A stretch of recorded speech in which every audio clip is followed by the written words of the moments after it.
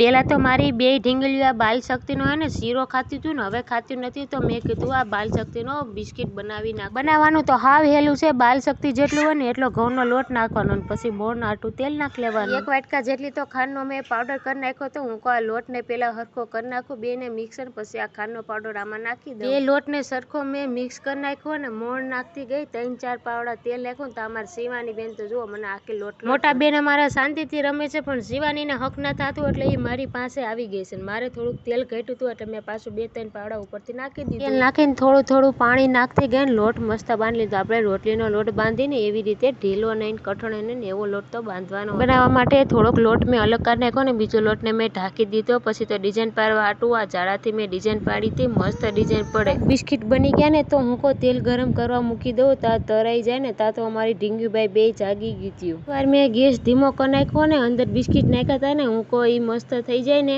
ત્યાં બે ઢીંગલીઓને હું રમતે ચડાવી દઉં, કંઈક રમવાનું દઉં ને ત્યાં એ થોડીક વારમાં મને બનાવવા દેશે. થોડીક વાર મારી ઢીંગલીઓ રમીને ત્યાં તો મેં ફટાફટ તેલ ગરમ તો હતું જ, પછી બધા બિસ્કિટ તરી નાખ્યા તેલમાં અને ઠરવા મૂકી દીધા. હું ઠરી જાય ને પછી બે ઢીંગલીઓને દઈ દઉં ને હાલો તમે બધા ફોલો કરવાનું ભૂલતા નહીં.